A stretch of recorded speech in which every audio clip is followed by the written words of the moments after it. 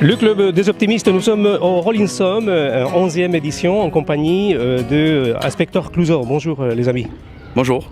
Merci à quelques heures de jouer, merci de nous accorder cette interview. Il paraît que vous êtes un des groupes qui tourne le plus à l'étranger. Qu'est-ce que vous faites à Grès? Pour nous, Grès, c'est l'étranger. Trêve de plaisanterie. C'est vrai qu'on a commencé très tôt du fait, parce qu'on fait du rock'n'roll, et le rock'n'roll en France, bon, c'est pas encore la patrie du rock'n'roll. Donc notre musique a pris d'abord au Japon. Et de fil en aiguille, on a tourné beaucoup à l'étranger avant de commencer la France, mais maintenant on a fait, c'est vrai, effectivement 45 pays en 8 ans, 800 concerts à peu près. Et bon, voilà, c'est vrai qu'on nous on aime ça, rencontrer les autres cultures, etc. et donc s'exporter. Alors comment vous faites? Parce que en fait, vous faites tout. Vous composez, vous jouez, vous managez vous-même. Oui, on se produit. C'est un choix. On sort les albums tout seul aussi. Oui. C'est et culturel et des convictions politiques très fortes. Oui. Culturel parce que les Landais et les Gascons en général sont des gens assez indépendants d'esprit. Oui. C'est-à-dire que la société agro-pastorale chez nous c'était il y a 20 ans. Hein. Chaque ferme c'est un pays. Hein. Et les fermes à côté c'était des voisins qui étaient des amis pour s'aider parce qu'on travaille ensemble. D'où la très grosse absorption culturelle des immigrés chez nous depuis 200 ou 300 ans.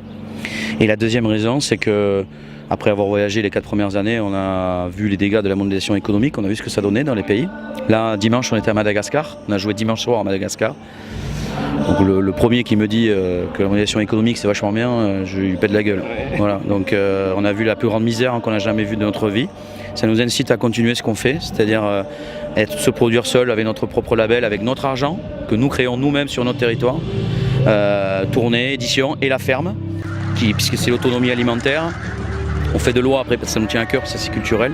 Mais après la ferme, voilà, c'est une ferme de 4 hectares qui module. Ouais, c'est plus qu'au bio même, voilà. Et voilà, c'est nos convictions, on les met comme ça. On fait pas de politique, on n'appartiendra jamais à un parti parce qu'aujourd'hui ça devient, c'est un reflet d'un échec absolu de nos sociétés. Par contre, il y a un véritable espoir chez les gens qui se prennent en main et c'est mondial. Et les cultures locales nous permettent des références humaines, sociales et écologiques à l'environnement très fortes. Et il suffit juste de se pencher un peu en arrière et discuter avec les grands-parents et puis on y est. Ouais. Est-ce qu'on retrouve ça dans vos chansons? Ah, complètement, nos chansons, nos textes parlent de ça. Ouais. Et parce que c'est ce qu'on vit, donc on chante un peu ce qu'on vit naturellement. Et on est influencé, comme l'a dit Laurent, c'est très tellurique notre musique. C'est le rock'n'roll, le blues, ça vient de là. Et donc on le ressent et on le chante naturellement. Voilà. Et qu'est-ce qui vous inspire, ce qui se passe actuellement? Tu as parlé des immigrations, mondialisation. La mondialisation, on est en plein dedans, donc on ne l'a pas choisi, hein, on nous l'a imposé. Il y en a une qui est plutôt bien, c'est la mondialisation culturelle dont on profite si on ne serait pas à Madagascar. Mondialisation culturelle, notre dessinateur est taïwanais, il y a énormément de nationalités qui viennent à la ferme. Il y a des échanges du coup culturels comme j'expliquais tout à l'heure qui se font et qui donc nous enrichissent et nous font permettre de devenir de meilleurs humains et les uns et les autres. Et ça c'est pas par l'école, hein, ça c'est sûr. Et à côté de ça, la mondialisation économique, puisqu'on ne parle que de ça, et qui n'a aucun intérêt et qui rend tout le monde malheureux, à part certains. Et quand on est du bon côté de la boutique et du rideau, eh bien, je comprends qu'on peut être pour, mais enfin il faut être très égoïste quand même, parce que c'est pris sur le dos des autres. Quoi. Voilà, donc, et je précise qu'on n'est pas communiste et qu'on n'est pas anticapitaliste, c'est juste, à un moment donné on est juste humain et ça ne peut pas continuer comme ça. Voilà.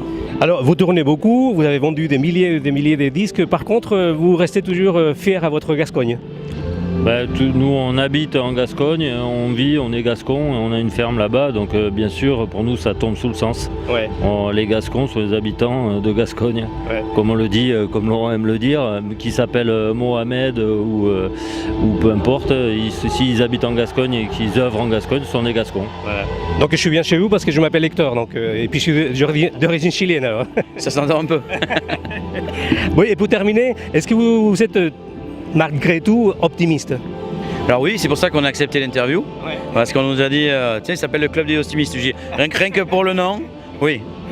Et ça ne m'étonnerait pas que vous soyez d'origine chilienne, parce qu'en général, on a l'Amérique du Sud, quelque chose, nous Gascons, qui nous parle beaucoup, parce qu'il y a un rapport vraiment très fort à la Pachamama, à la terre. Et voilà, et ça se voit dans vos yeux aussi. Voilà. D'accord. Non, mais c'est vrai. Merci. Optimiste aussi, non? Bien sûr, on est tous les deux, on fait la même chose, on est quasiment 365 jours par an ensemble et on est optimiste. Et là, vous allez mettre le feu aujourd'hui à Rollinson, hein? Eh ben oui, de toute façon on est là pour ça, hein. On n'est pas venu pour acheter du terrain. Hein. Merci, bravo et bonne continuation, hein. Vous portez un projet et puis un message très très fort. Merci, mais après c'est pas le but, c'est juste on trouve ça. En tout cas, on a besoin des gens comme vous, hein.